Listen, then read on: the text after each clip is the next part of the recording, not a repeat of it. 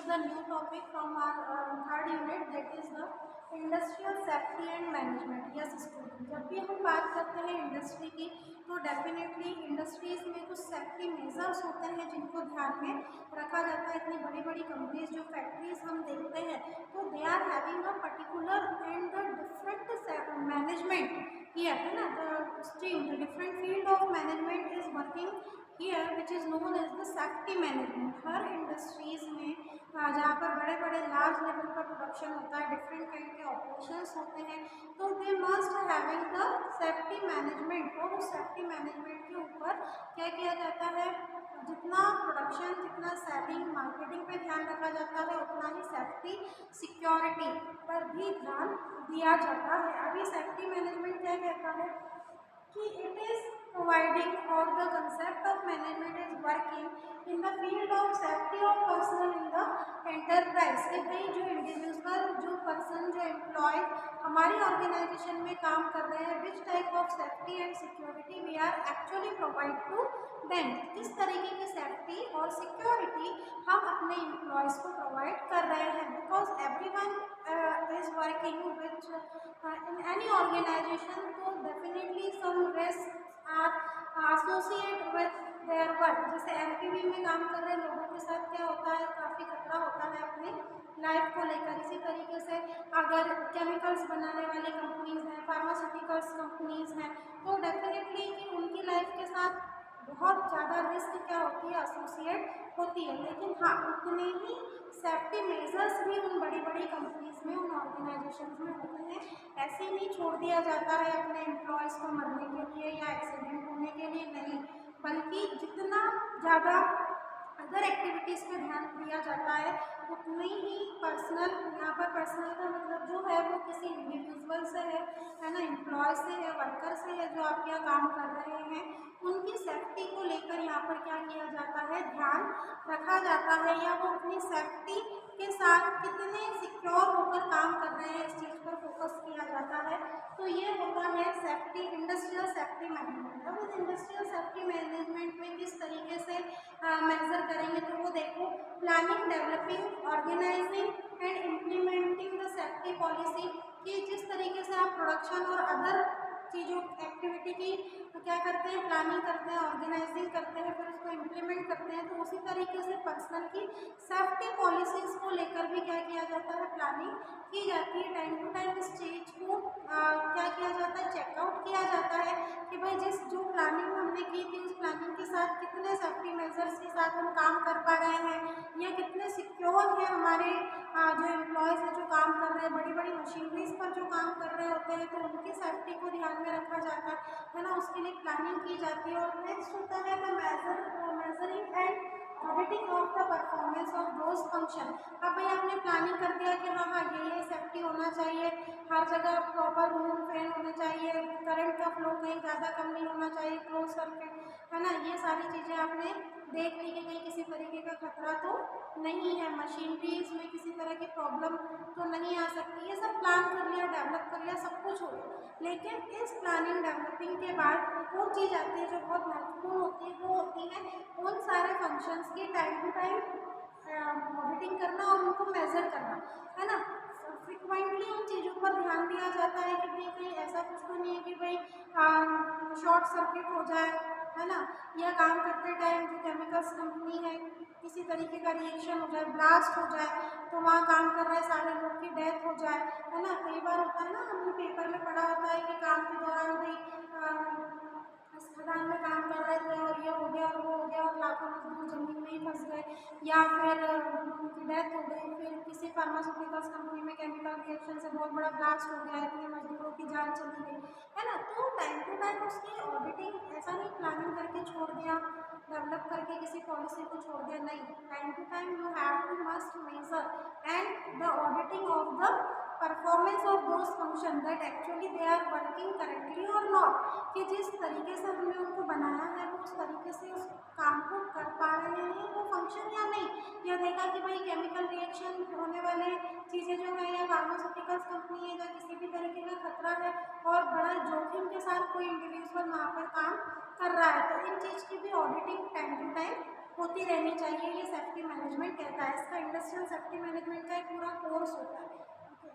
अब नेक्स्ट है कि how the developing the safety management system. जो भी बड़ी बड़ी इंडस्ट्रीज होती हैं तो वो किस तरीके से डेवलप करती हैं सेफ्टी मैनेजमेंट सिस्टम को। तो first of all they are making the plans and then developing it. तो प्लानिंग का क्या हिस्सा होता है कि किस तरह की सेफ्टी पॉलिसीज बनाना है, एम्प्लॉयज़ का किस तरीके से ध्यान रखना है, टाइम टू टाइम एम्प्लॉयज़ के लिए क्या चीज़ें प्रोवाइड करनी है, उनकी हेल्थ का, रिस्क का किस तरीके से ध्यान रखना है, मैनेज करना है ना। काम करते दौरान जो इंडिविजुअल काम कर रहे होते हैं they are just involving in their work. वो पूरी तरीके से फुल डेडिकेशन के साथ अपने काम कर रहे होते हैं। उनको नहीं मालूम होता है कि आसपास अगर थोड़ा सा भी खतरा है तो दे कांट एग्जामाइन इट ना, उसको थोड़ी ना पता लगा सकते और एकदम से ब्लास्ट होता।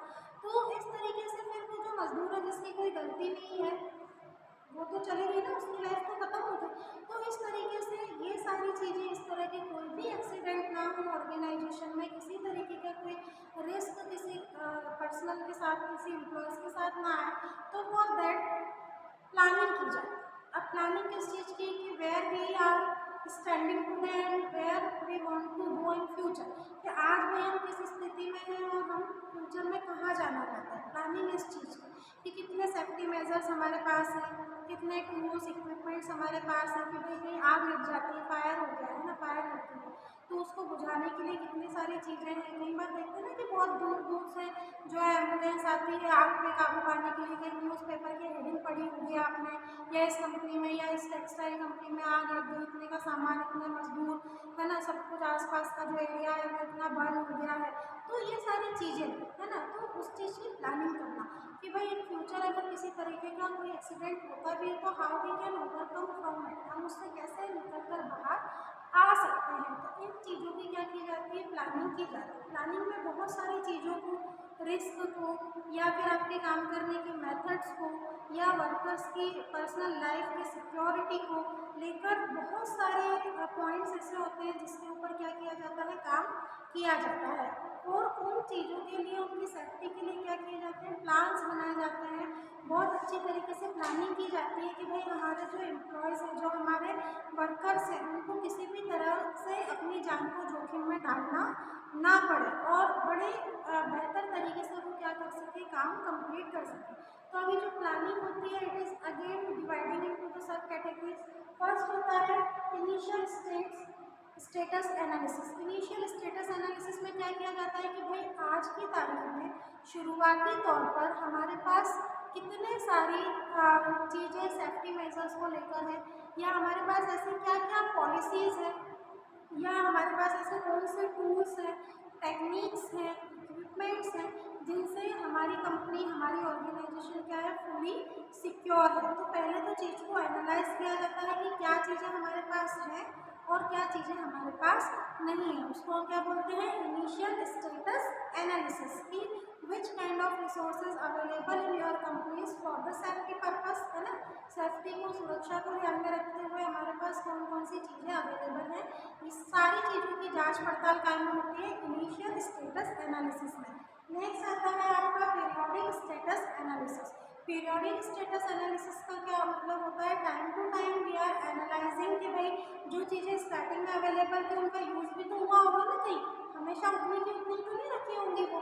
तो पीरियोडिकली उन चीज़ों को आपस से एनालिसिस किया जाता है कि भाई अगर कोई चीज़ खत्म हो गई है, या फायर या आग को रोकने के लिए आपने देखा होगा ना रेड कलर के सिलेंडर्स लगे होते हैं हर ऑर्गेनाइजेशन में, बहुत ज़रूरी होते हैं हॉस्पिटल में या कोई भी बड़ी इंडस्ट्री में। आपको सभी जगह देखने को मिलेंगे। अभी पुराना कोई इंसिडेंट हुआ था ना आग को लेकर, तो वहाँ सेफ्टी मेजर्स ही नहीं थे, वो रेड सिलेंडर्स ही नहीं थे।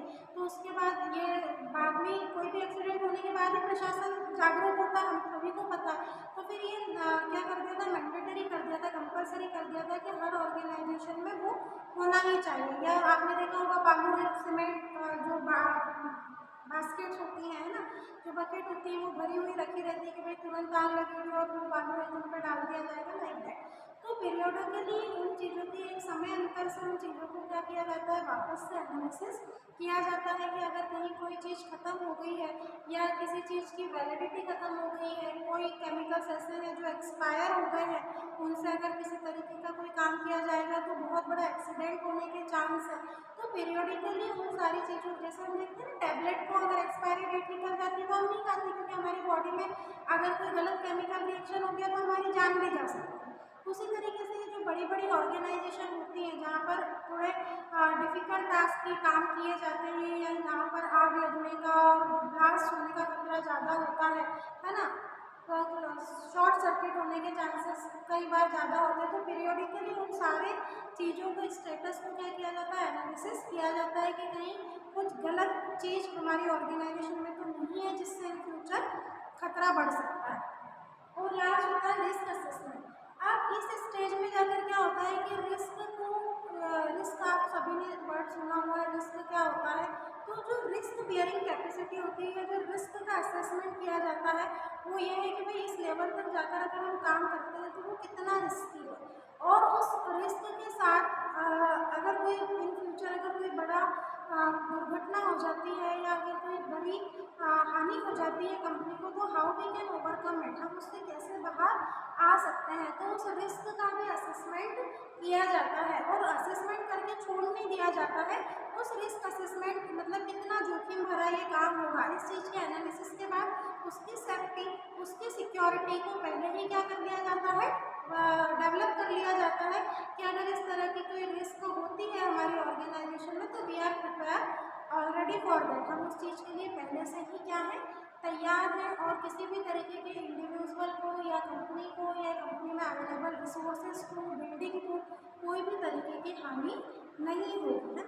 तो ये किस में एग्जामाइन किया जाता है, प्लानिंग में इन सारी चीज़ों को, इन सारे पैरामीटर्स के ऊपर प्लानिंग सेफ्टी को लेकर जब कर रहे हैं आप ऑर्गेनाइजेशन की, तो इन सारे पॉइंट्स को, इन सारे सब पॉइंट्स को क्या कर लिया जाता है वहाँ पर स्टडी कर लिया जाता है, और कोई पॉइंट छूटे ना, किसी प्लानिंग में किसी तरीके की कमी ना रहे, क्योंकि हमने बोला है कि if we are planning that means in future we will implement it. अगर हम आज किसी चीज़ की प्लानिंग कर रहे हैं तो डेफिनेटली आने वाले टाइम में हम उसको क्रियान्वित करेंगे, उसको इम्प्लीमेंट करेंगे। तो अगर प्लानिंग ठीक होगी तो परफॉर्मेंस, उसके रिजल्ट्स भी क्या होंगे, एज पर दी प्लान्स होंगे, जो हमने सोचे हैं वही उसके रिजल्ट्स निकल कर आएंगे, और किसी भी तरीके के जोखिम से बचा जा सकता है, और इंडिविजुअल्स को एज वेल एज कंपनीज को, सभी की लाइफ को सेफ सिक्योर रखा जा सकता है। तो dear students, it is the first system which is involving in the safety, industrial safety management, that is planning. Now the next thing is